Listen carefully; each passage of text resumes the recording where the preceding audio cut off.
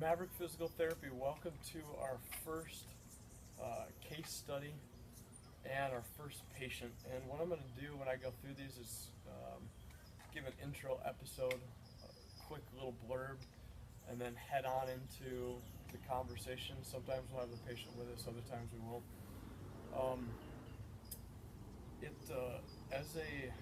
As a clinician, you through the school and educational and the curriculum-like process, we're constantly taught everything, even national licensure exams, state boards, all that sort of stuff.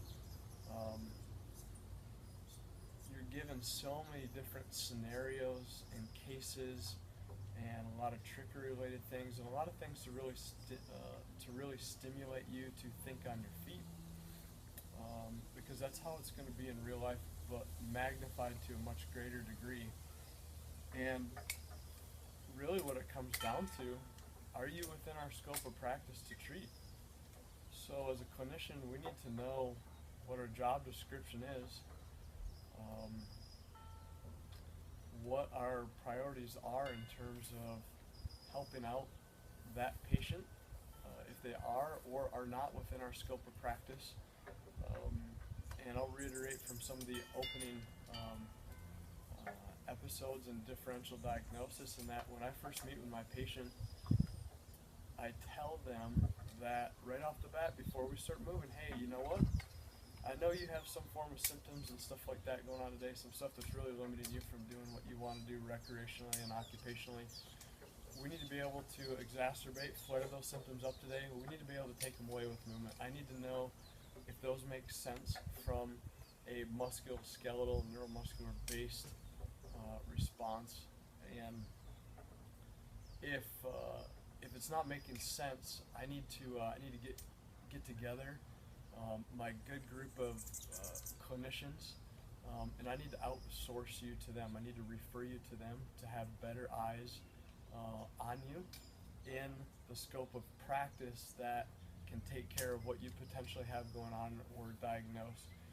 And so this is really harped on physical therapists, medical doctor, DO, physician's assistant, in all of our respective fields. And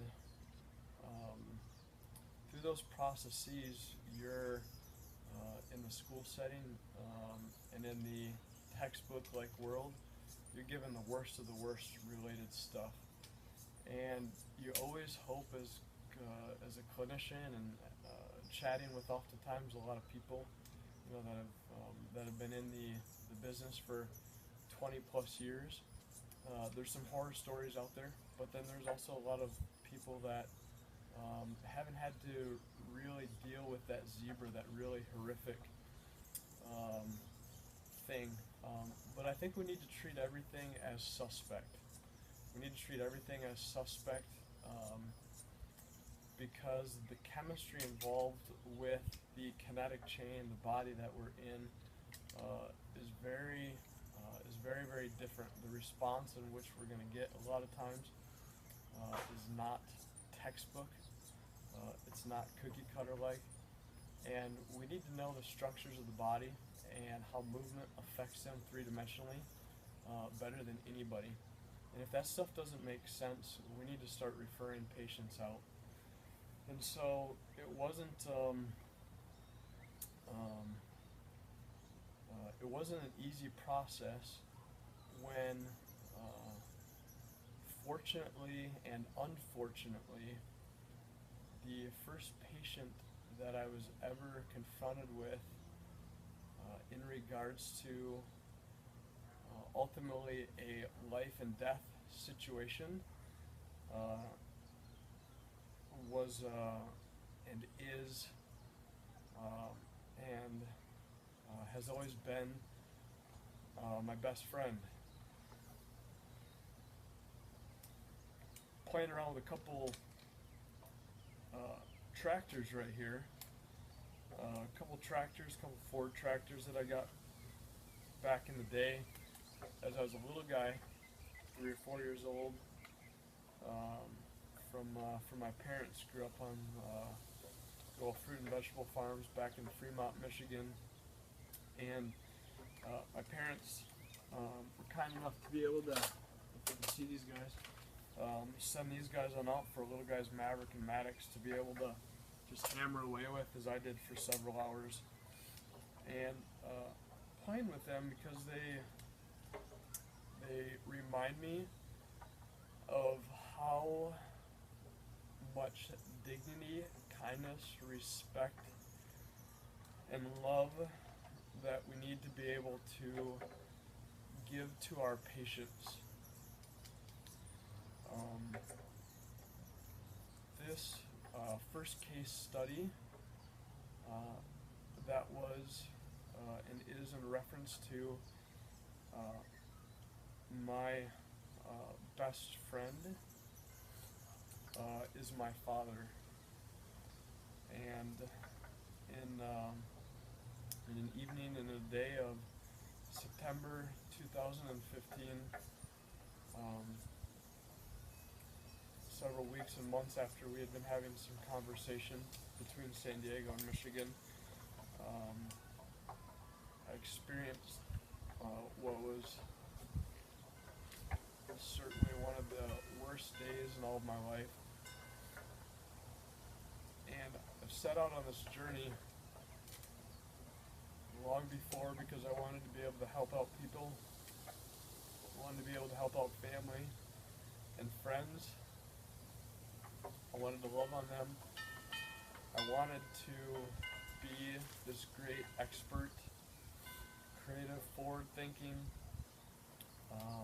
mind that was and is given some authority to be able to provide a voice to individuals that are not being heard. This case story and this case study is a bit of a story between my father and I and my family. It's a kind of a really vulnerable story with both of us opening up, but if you're going to make people better, you have to be the truth. You have to tell the truth. You have to represent truth, and you have to be completely transparent. So it's my hope, my goal, and my desire, not just with some of these simple videos, but with what I do, with my life, my gifts and my skills, and hopefully the people you're able to run across, that they love, cherish you, respect you, that they give you the time of day, that they will treat you as a human being, and that they will recognize your story as being unrepeatable and unique.